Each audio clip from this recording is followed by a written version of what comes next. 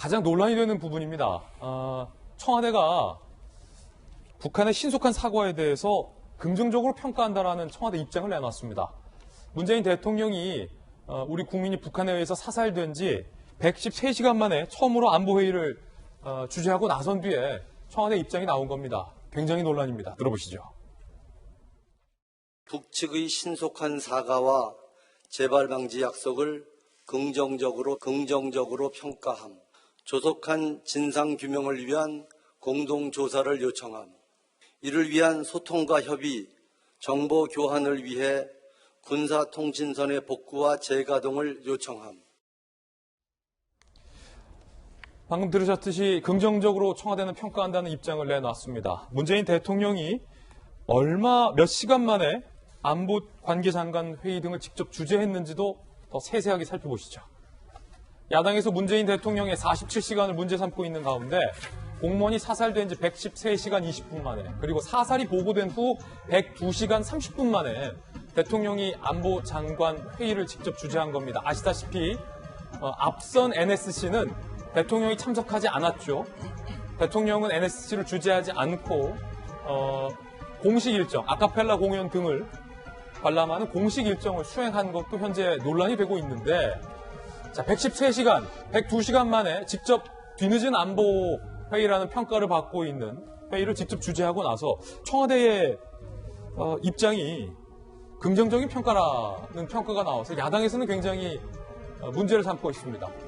공무원을 사살한 북한의 책임에 대해서 한마디의 언급도 없었다는 점, 유족과 국민을 향한 메시지도 없었다는 점을 야당은 문제 삼고 있습니다.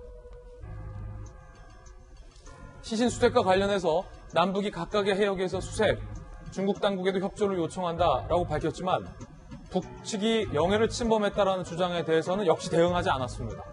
추가 조치와 관련해서 진상규명을 공동조사하자라는 요청만 있었어요. 북한이 사실상 거절했는데도 이건 재요청한 거다라는 평가도 나오고 있는 상황입니다. 자, 윤태곤 실장님, 청와대 출입했잖아요. 네. 대통령이 113시간 만에 직접 안보회의를 주재했는데 지금 이 긍정적이라는 평가를 두고 야당은 매우 비판하고 있습니다. 어떻게 보십니까? 저는 그러니까 나눠서 볼 수 있는 거죠. 북한이 좀 조속하게 우리가 생각했던 것보다 빨리 김정은 위원장의 말하자면 메시지가 들어있는 입장을 낸 거, 그리고 그 입장 속에 보면은 앞으로 이런 일이 벌어지지 않기 위해서 어떻게 저떻게 하겠다라는 것도 있어요. 그 자체를 긍정적으로 볼 수 있는 건데, 근데 말이 이제 다르고 다른데 이러이러한 것은 잘못됐다. 다만 이건 긍정적으로 볼 수 있다라는 표현이 되느냐, 아니면 이게 앞으로 가고 뭐가 잘못됐다는 표현은 없지 않았냐. 그 부분 긍정적으로 볼 수 있는 면은 제가 봐도 있는 게 있어요. 예컨대 박광자 씨 피격 사건이라든지 목함 지뢰라든지 이건 여권에도 지금 많이 이야기하는, 아니 과거 정부 때도 이런 일이 있지 않았냐라고 했는데, 그 박광자 씨 피격 때는 박정아 대변인 잘 아시겠지만 북한이 명승지 지도구 명의로, 그러니까 우리로 치면은 그 관광 관리하는 그 당국의 명의로 유감 표명을 했고, 목함지뢰 사태 때는 좀 더 급이 높았죠. 황병서 당시에 총참모장인가 명의로 했으니까 그때보다는 격상된 것은 맞다. 그렇다면은 저는 이제 청와대가 그렇게 할 수 있지 않을까 싶어요. 그게 긍정적으로 평가할 수 있는데, 이게 진정성이 있으려고 하면은 이러한 것들 구체적으로, 물론 그 이야기했죠. 공동조사 이런 부분에 대해 가지고, 여기에 대해 가지고 방점을 찍는 게 더 맞지 않았냐 싶습니다. 예, 이재명 기자. 야당에서는 청와대의 긍정적이라는 평가를 두고 굉장히 문제 삼고 있는데, 우리 국민이 북한에 의해서 사살됐다라는 상황은 전혀 변한 것이 없는데, 그럼 북한을 향한 강한 책임 규명은 없이 북한의 사과에 청와대가 너무 지나치게 고마워하고 있는 것 아니냐라는 것을 문제 삼고 있습니다. 정말 이 대통령이 직접 주재한 회의에서 유족을 향한 메시지나 국민을 향한 메시지, 혹은 북한 책임을 규탄하는 메시지가 없었습니까, 정말? 그렇죠. 4개 항목 중에서 없었었죠. 그러니까 공동조사를 하고, 그리고 그러니까 남북이 다 양쪽에서 다 발표를 했었는데, 그 발표에 북한 내지 말고 하여튼 원점에서 다시 조사를 하자, 이런 게 이제 중심에 있었지만, 사실 첫 번째 항목이 긍정적이게 문제가 있는 것 같습니다. 물론 윤동훈 실장 말한 것처럼 김정은 위원장이 직접 미안하다는 성명을 내는 것 자체 굉장히 이례적인 건 틀림없어 보입니다.